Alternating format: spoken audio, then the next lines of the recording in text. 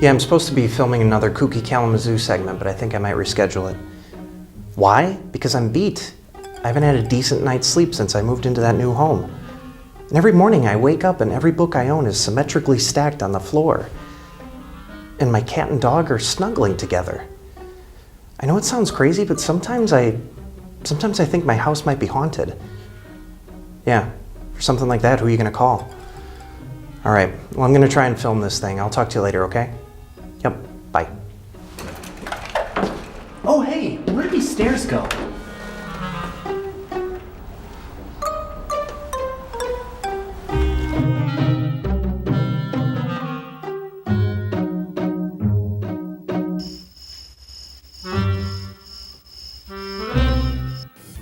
Welcome, new residents, to Kooky Kalamazoo.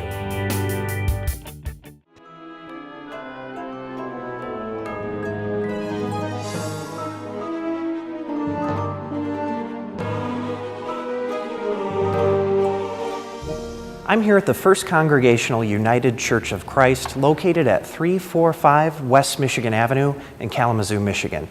And with me are several members of an organization known as the Kalamazoo Ghostbusters. In founding this, the mission was to perform out of our fandom community outreach.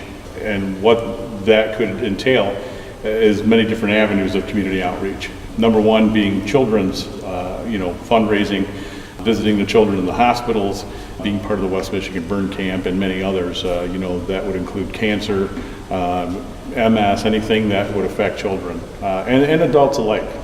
That was the main mission, just to spread the community outreach and the fun and the joy and the happiness. Because when people see us, we either get an automatic smile or sometimes a double take or a twist of the head. But the main thing is, it's changed their day just for that moment that we're in that sphere of influence. And that's also part of the mission. And they go out later to tell people that you won't believe what I ran into today. There's some Ghostbusters running around Kalamazoo or wherever it is we invade. What's the most difficult piece that everybody has a problem with to build? Well, everyone wants the pack. Everyone wants the pack, yeah, of course. It's a big project. And, there are, like I said, there are instructions out there. We can build a pack from dollar store items, but once you start going onto it, and that's what we say, anyone who's interested, it's an iterative process. You can begin with something basic, and then as you go on, you can progress, you can add, you can enhance, you can tinker, until it gets to the point where you want it. Right. And then, like Dan was saying, and then well beyond. What I think is great about the uniforms themselves is that even if when we go to children's hospitals and that sort of thing, even if a child doesn't necessarily know, like they haven't seen the movie or something, like there's this impression that the uniform gives that it just says like that looks fun and that looks exciting and adventurous, right? And I want to be part of that. Like every time we see a kid, they like, oh, it's got lights and sound, and they just it's like a firefighter running in or something. Yeah, they're just all excited about it. So yeah, you really don't need to know anything about the movies. It's just kind of that experience. Right, like, right. What is this? What's going on? And of course, it's not just about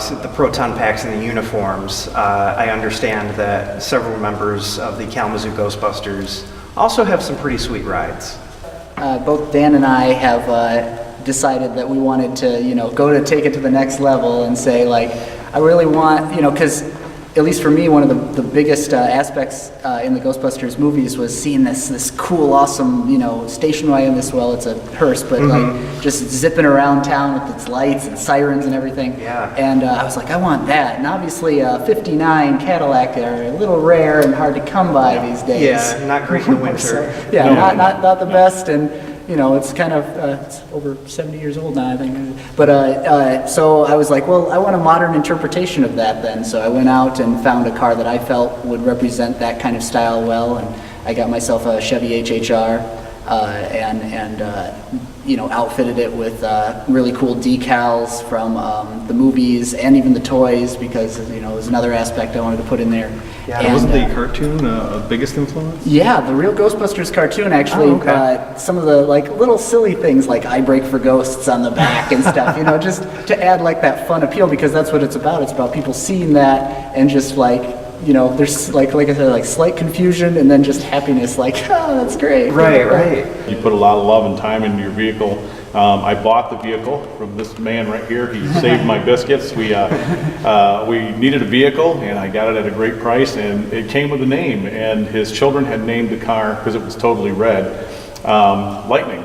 Lightning McQueen. Lightning McQueen. And so I've kept that. So that's incorporated on one of the stickers on my window. So I call it Lightning. It's quick, and it's four-wheel drive. So as you mentioned in snow and whatnot, people have said, well, it's not the original thing, you know, the hearse. I'm like, no, because I'm not going to chase a ghost through the woods in a hearse. It's not going to make it. I can with this, though, to a point. Yep. So I try to explain that away. But Yep. as Anthony said, it's interpretation. A lot of different individuals in these groups are doing all sorts of different vehicles. And to date, how many members do you have now? I believe we're close to 20. I think we've got about 15 active in the Kalamazoo division.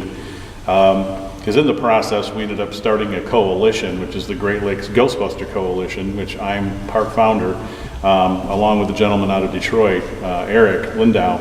And through that, I think we've probably got well over 100 individuals, but we've got 13 individual groups with some honorary groups in Ohio and I think Indiana. So that again grew what we already started here. Right. But with us, yeah, I think it's about 20 in Kalamazoo. Wow, that's great. We started a young cadet program where we bring younger kids in to try to show them positive role models. We try to give them something positive to be part of, and they're excited because there are a lot of young kids who've seen that new movie and have seen the older movie, and so they're excited to be part of this. And then special needs as well. We allow those individuals to be part of this program too. That's dear to our hearts. And we have a couple of individuals that we've brought in who have special needs, and it's changed their life and their outlook on things immensely, which you wouldn't think you could do with something like this, but you really can. And again, that alludes to that mission that we wanted to be part of. They're not well known, but there are reports of actual paranormal activity right here at First Congregational Church. And Dan, I understand that in addition to being a Kalamazoo Ghostbuster, you are a real-life paranormal investigator. That is correct. I head up the Southern Michigan Paranormals right here in Kalamazoo. Now, do you ever find yourself wishing, when you're investigating a paranormal case, that your proton packs actually worked? You might be surprised. How do they shoot tennis balls out or something? Man.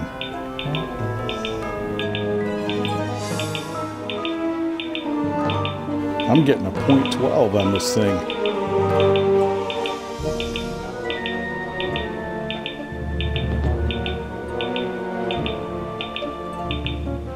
Wow. Man, take a look. Where'd he go?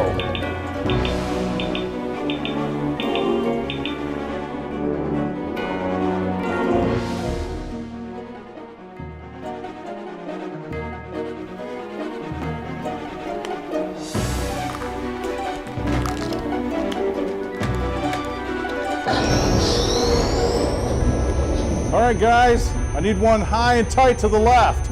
I got you, Dan.